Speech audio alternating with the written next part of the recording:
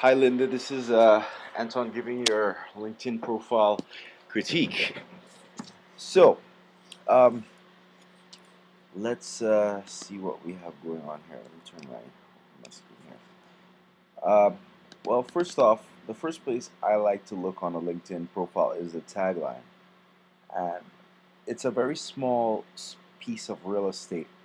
So, people don't think it's not, people don't put a lot of thought into it. But I actually think, as far as your whole LinkedIn identity goes, that's the most important place because what you say there sets the tone for everything else on your profile. And if you cannot, in one sentence, really compellingly explain how you help people, then um, you've lost a big opportunity to make that first impression. So you're a marketing specialist, marketing and media specialist. And again, this has been pretty much something that everyone who I've critiqued so far hasn't really gotten right. But in that section, you don't want to talk about so much what you do, but how you help people. Okay, and a few key things you want to mention who you help and how you help them, and then after that you can mention a little bit about what you do to help them, right? So before I rebranded my own LinkedIn profile, I said I help business owners uh, turn their prospects into buyers with my writing, with my copywriting. So you see how I explained it explains a lot, right? So when you come up in the search and people are scanning down the page and everyone is busy saying they're a marketing media specialist, and you say that um, you help business owners, you know, access, like I can't really think of a some what you actually help them do, but when you help them get some X result, um, someone scanning through the searches is gonna respond more likely to your profile than the next one, just because you're more clear about what you do, and and it would be more obvious that you are relevant to that person. So that's an important first step. It's a step that some people take months to figure out. I ran into a guy who is in a similar business as as far as business communication goes, and he said he took about a year to figure out his own elevator pitch, and I have taken many months to figure out the one that you see on my profile. It actually came from 3 or 4 or 5 different versions of. Of the similar language, but it's worth it because when you have that one sentence explanation of what you do and how you help people, and you have a really compelling way of saying it, so that you actually, just by saying it, paint a picture in someone's mind of the result that you give them, then you have a really powerful. Uh, that's probably the most powerful bit of marketing you can do for yourself. So. And last bit on the whole tagline thing is, when I said, say, you want to paint a picture in someone's mind, notice my profile.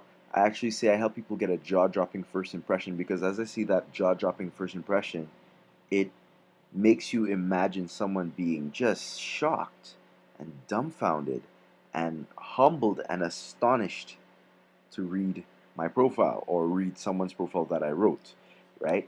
So, um, that's just kind of a general thing. If you want more information, more advice, more insight, we can talk on Skype or something like that, or we can talk about a potential job working together.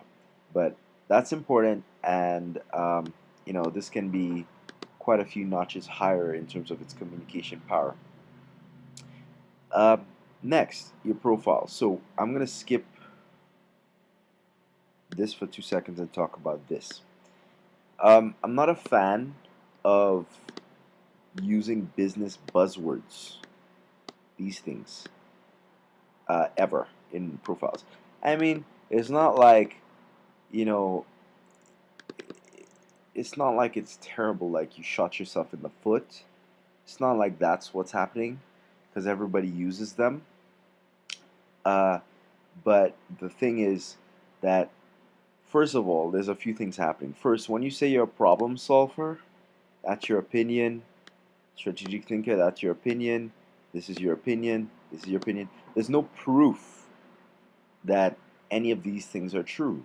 So it just it makes it it makes all of it sound like empty, hollow words that don't do anything, right? Way better for you would be if you listed some results that you've produced, right? In terms of your marketing, right? So you're a marketing and media specialist. Talk about that time that you got like a 600% ROI, or like a 25% click-through rate, or like a 10% conversion rate, or you know what I'm saying, or what you I don't know what the results are, but talk about that. Talk about the results that you've produced that you know your target audience wants. So your whole LinkedIn profile summary, it's not about you. It's about what you can do to help other people, and it's really about you're talking to someone else, right? And you're not talking about yourself. You're talking about how you make their lives better. So I would just kind of, like you say, you're a team player. If being a team player is a really, really impressive thing to your target reader, then you could give an example of how being a team leader, you're an awesome team leader, right? Maybe there's a scenario where there was like this pressure cooker situation in a particular company that you were able to resolve. Strategic thinker, again, what's a specific example of that?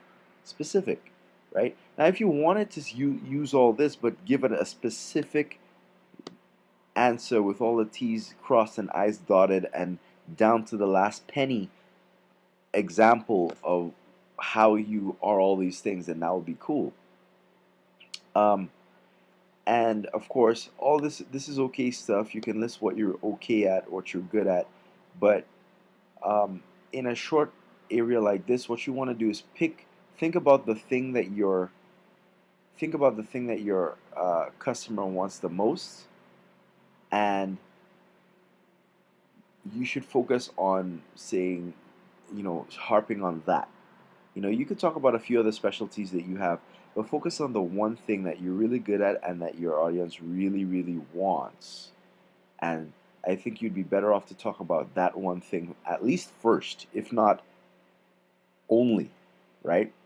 And of course, it would be much easier for you to know what to write about here if you had this kind of written out properly. Um,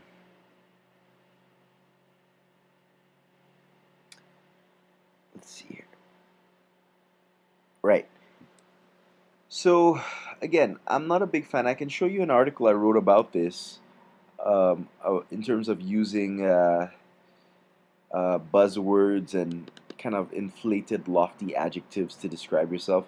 It's much better to use words and language that paint an image in someone's head, and adjectives don't do that. So saying you're dynamic and multicultural, not so much, right?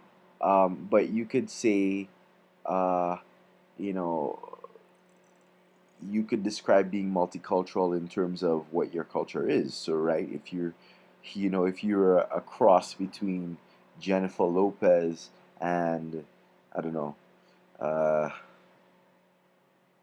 Bruce Lee, you know what I'm saying?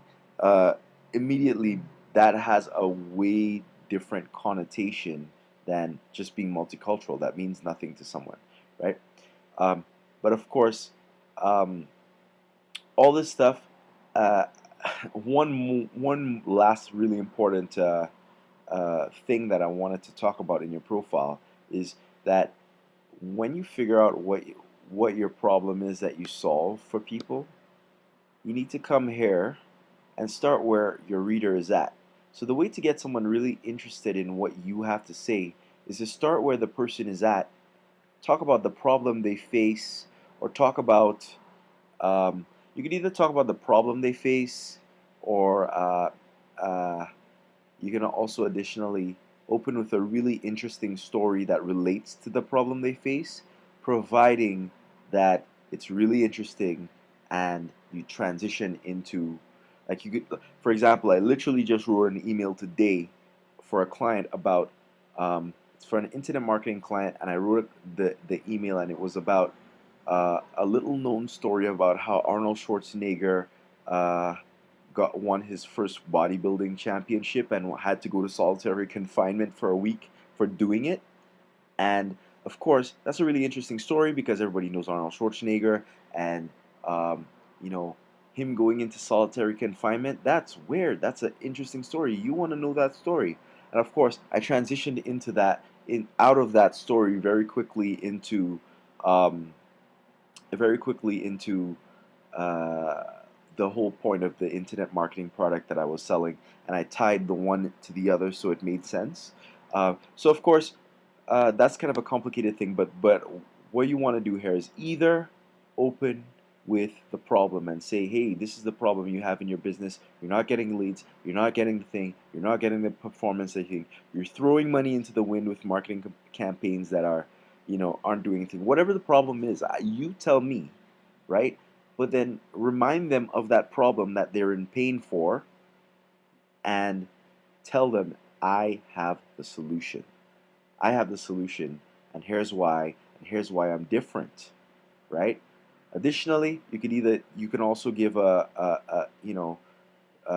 an interesting story that relates to your solution. So I've written a LinkedIn profile where I say, hey, I'm a lot like the Avengers, and this is how I work just like the Avengers, and I tie it in and say how, how most other copywriters are like the Incredible Hulk, and they're big and they're bulky and noisy and angry and crazy, and I'm much more subtle like the Black Widow.